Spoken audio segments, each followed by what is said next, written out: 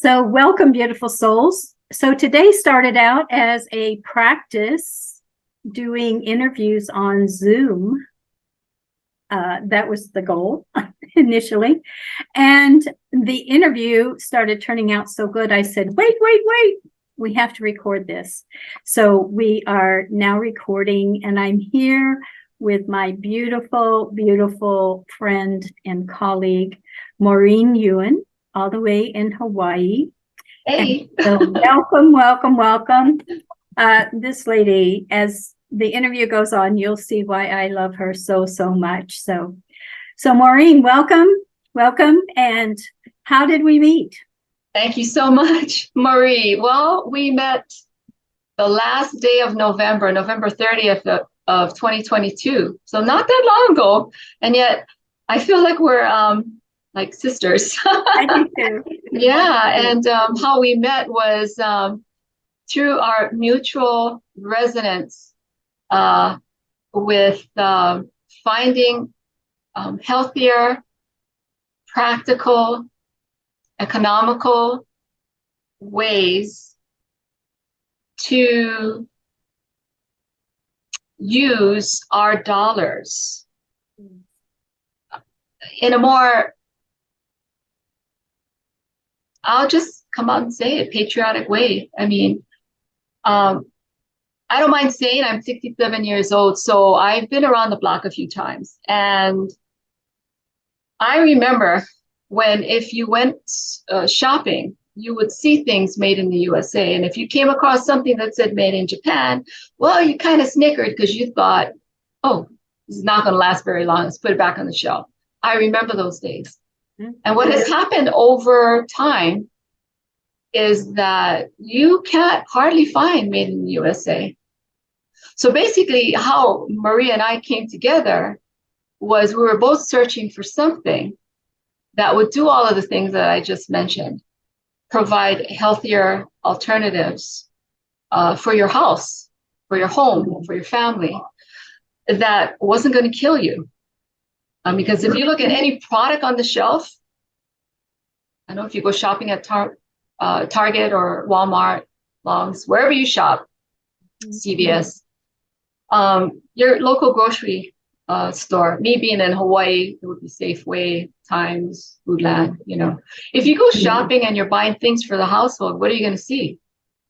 You're going to see products that you need for the home that you think is going to be great for you, or the food is going to be great for you. But is it really?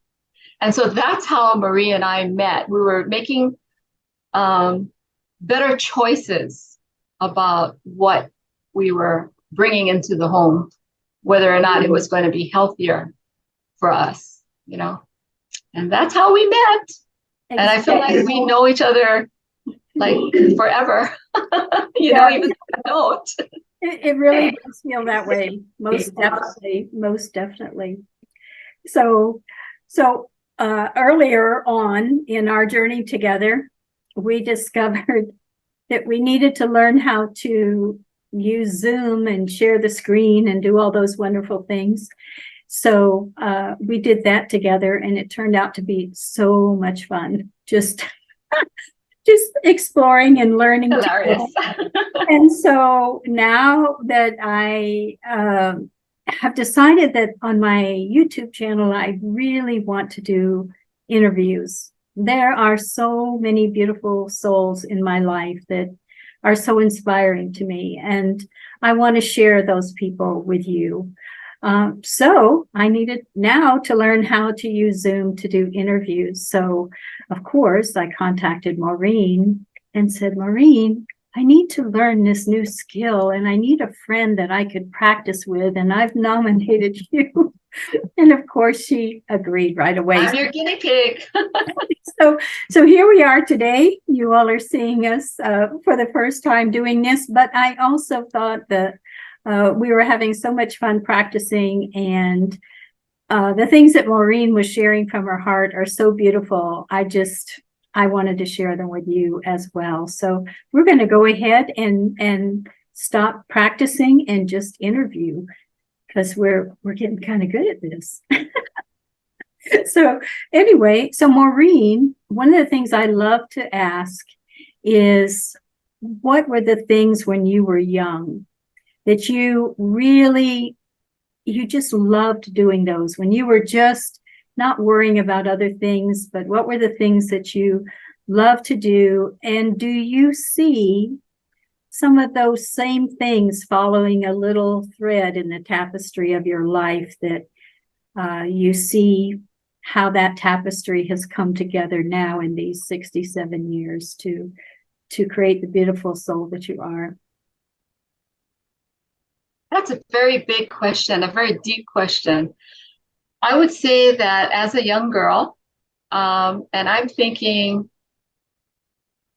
yeah, maybe around 4, 5, 6 on up to maybe 12 or so, I used to enjoy a lot exploring the valley. Where we lived in Palolo Valley, we were high up, just below Carlos Long's, that's the street. And my view of the world was that valley. And I could see at the bottom of the valley, I could see Diamond Head on this side, and it came right around. And although I knew the world on the island was a little bit bigger than what I could see, that was my world. I could see the ocean, so that was my whole world and my little bubble. And that's where I explored. I mean, as kids, we used to get around a lot on foot. Even at that age, as young as I would say 5, 6, I was out on my own, walking miles and exploring. And my brother and I, we used to, and my friends as well, we used to go down to the little pond river that was really, kind of a deep in one spot, and we'd jump off the rocks. And well, this one little thing my brother used to do that I would get involved with him sometimes is watching him set little fires along the canal of this river, And of course, you couldn't go anywhere in the valley without somebody knowing whose kid you were. And so our neighbors they knew my dad, so they'd call him up, and he was a police officer, of course. So he'd come right over there and yank us out from what my brother was up to. And so, exploring the valley, walking. I would walk to the beach from my house way up in the valley all the way down. I don't know how many miles that was, maybe 3 miles or so from the valley all the way down to the beach. And so, yeah, a lot of exploring. I enjoyed it. How it resonates with me today is a little bit differently. Of course, I still love the beach. I still love going with my family to the beach, and I can't get there enough, actually. But one of the things about that exploring, I think, I realized as I grew up later in life that I really accepted too much of everything I was told. The youngest of 3 kids, I really accepted everything I was told. I don't know if that has anything to do with growing up in the islands, and there's more of an Asian culture where you have a tendency to be polite and be humble and be accepting and don't question authority. And, to me, I think as I matured, I want to say within my 40s, mid 40s, that's when I started to realize, hey, you shouldn't be accepting everything you hear as fact. Even now, I am so amazed how I am still learning about things that are reported to be fact, but are indeed they are not. They are not. And what I'm referring to specifically, without stepping on anybody's toes, is medication. Because I could just tell you, I mean, your parents may tell you one thing, and then later on you figure it out with your own experience and your own research. I know you guys have always done it that way, and you had your reasons, but I think I've done my experience and my research and doesn't quite say the same thing that you're saying. You could say that about your parents. You could say that about your teachers, your instructors. You could say that about your employment. You know, really, how it's done at the company. You know, you could say that is true about your politicians. Hello, the guys that represent you in on the state and on the federal level, on the city level. You know, community wise. Your medical profession. You could say that about your doctors. They tell you one thing, but when you do by experience, when you look at experience and when you look at your own research, where is truth?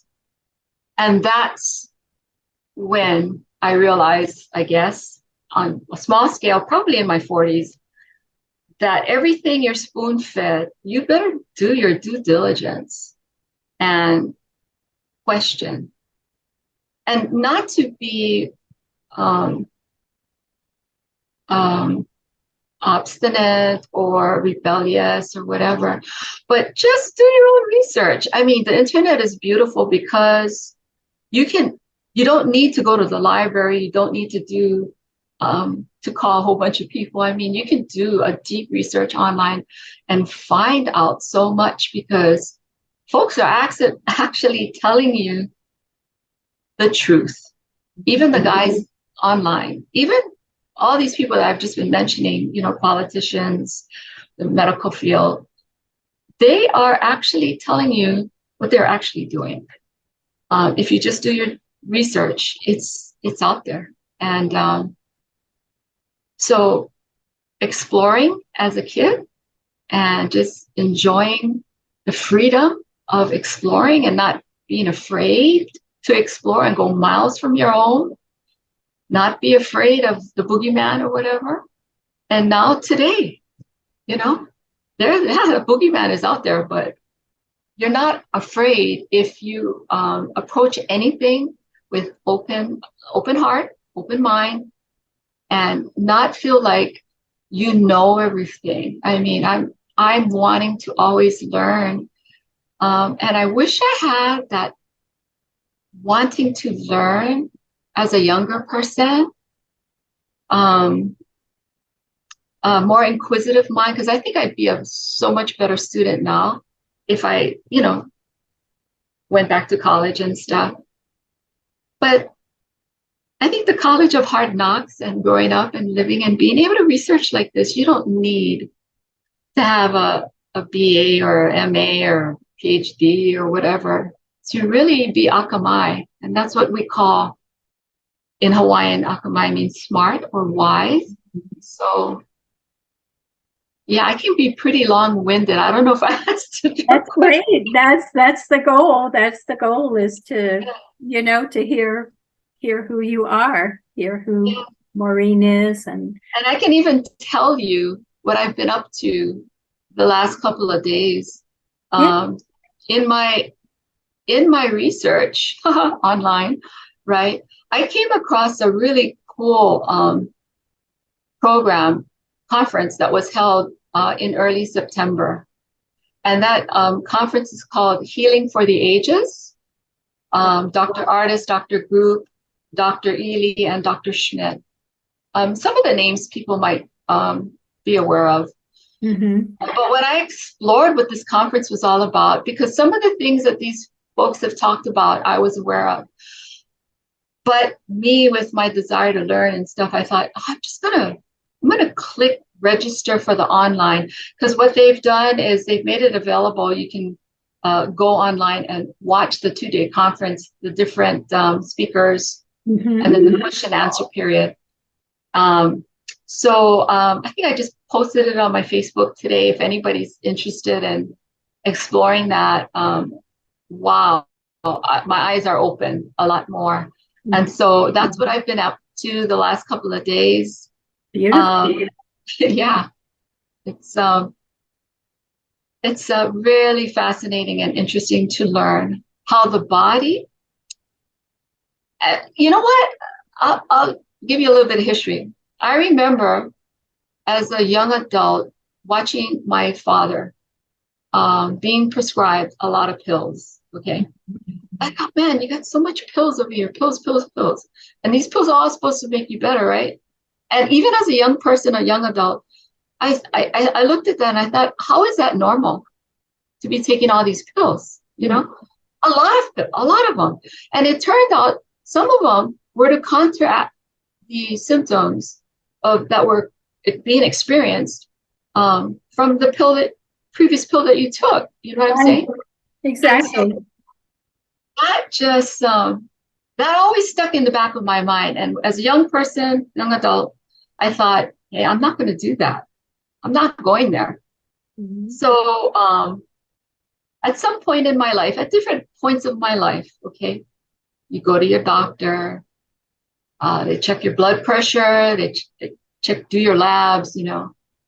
Most of the time I'd go in, my cholesterol was always lower than the minimum. At that time, it was 100. So if it was 99, no problem. As soon as my cholesterol went to 101, old MD back in the day, I was probably in my 30s, I think. He'd start recommending, hey, you better watch your cholesterol, you know, it's getting high. I'm going to have to start giving you this, that, and the other thing. And I'm thinking, I know what I'm doing wrong if it's too high. I just need to not eat the foods that are causing the problem. I always knew that, right? But 101, come on, give me a break. And I'm finding out that there is no cholesterol level that you really need to be afraid of. That cholesterol does a lot for the body. It regulates the hormones, progesterone, testosterone, oh, and so many other things. And I have my book in front of me, but can't remember. It's actually good for the brain. You know, yeah, hello. And why are they trying to reduce it? You know, now if you look at your lab report, I just had one done. Maybe 10 days ago. Okay, I had brought my cholesterol down because guess what, guys? The new minimum, and maybe it's been that for a while, is 200. Okay.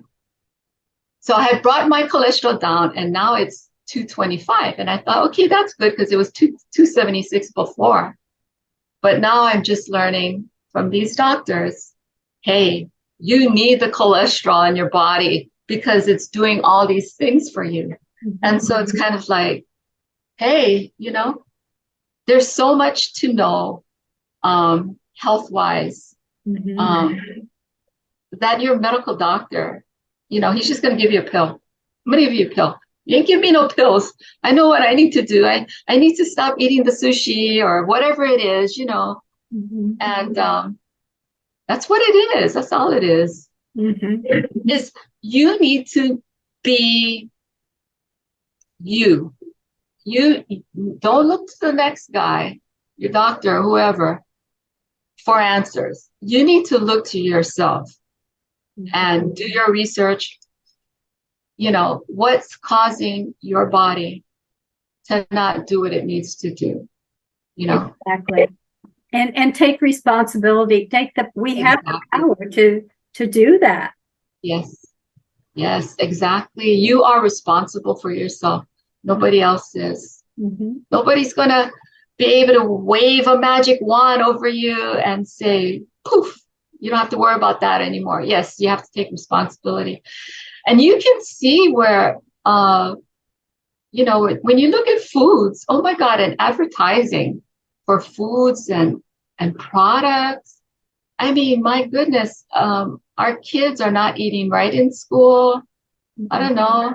They're not eating right at home, you know, and the problem for a lot of things can be resolved. I'll give you another example. My dentist. So, growing up as a young person, we had a lot of juices and a lot of sweets. So I remember my visits to the dentist. Oh boy, it was painful. A lot of cavities, crazy, you know? Nobody ever told me, besides them sticking fluoride, they would give us free fluoride at the schools. You know, brushing your teeth, but staying away from sugar sweets was the problem, like sweet juices, you know? okay, as an adult, occasionally I would get in a cavity, right? Then I learned, hello, stop using fluoride toothpaste because that's bad for your health. And start intaking iodine. Iodine. Mm-hmm. Silver. Now, people are wondering about silver, but back in the day, when the ships would cross the seas, Alexander the Great, he figured out that his men on board wouldn't die from the polluted water that were stored in caskets. If he put them in silver urns, it actually kept them healthy. So any kind of toothpaste or mouthwash that you can use that has silver in it, I use supernatural silver, but anything as a solution. Heck, I even used it on my chickens, okay? And that's a different topic for another day. Right. And by golly, it worked. It worked. I just used that silver on them, just pour it out right over the wound, whatever it was, Wow. and it healed. Yeah. And then back to my dentist. So when I started showing up for my teeth cleanings, teeth pop in, they do x-rays, oh, no cavities, whatever. I would tell him, I says, well, I'm using non-fluoride toothpaste and I take iodine daily. I take an iodine supplement daily, liquid, either under the tongue or, as a rinse. Mm-hmm. It's been, I want to say 6-7 years. Every time I go, no need to see me, doctor. No more cavities, my gums are good. Mm-hmm. So yeah. Yeah. Do your research and find out. You don't need half the stuff that they're putting into you. Honestly, don't. I agree. I agree. It's made a tremendous difference in my life. I mean, I just, that's for another video also, my health transformation. But I think that for me, I need to be, in order to live my dreams, I need to be healthy. I mean,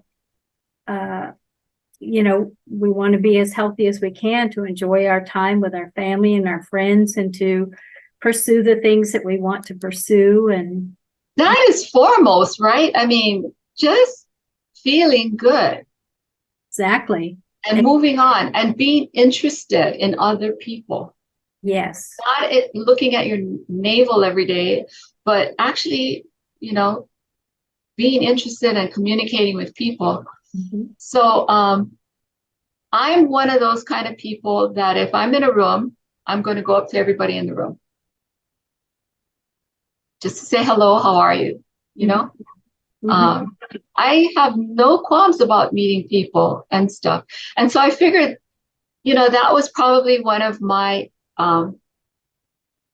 gifts along the way that God gave me Mm-hmm. to share his love, and availability and stuff. So now that I'm older and I have more free time, that's what I'm trying to do. Is I'm trying to do better for myself, health-wise, Mm-hmm. and my household, Mm-hmm. and my keiki and their keiki. Mm-hmm. Yeah, I love sunshine like you, Marie. Yeah. And I'm in Florida and I'm in Hawaii, and there's no excuse that we can't get out to the beach, right? Exactly. Yeah, for sure. I know I just started running barefoot on the beach at sunrise, and oh my goodness, I can't even tell you. There's just no words. It's so beautiful. I can't run very far, but I started with a C2 5K. It's the couch to a 5K. So that little app on your phone takes you in 9 weeks from just the physical stamina that it takes to sit on your couch to being able to run a 5K. But it's a very gentle, incremental thing.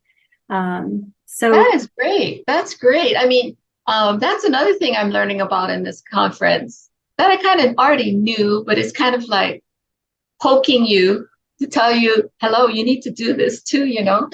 And that is moving that lymphatic system. And how do you do that? Oh Is my getting goodness. out.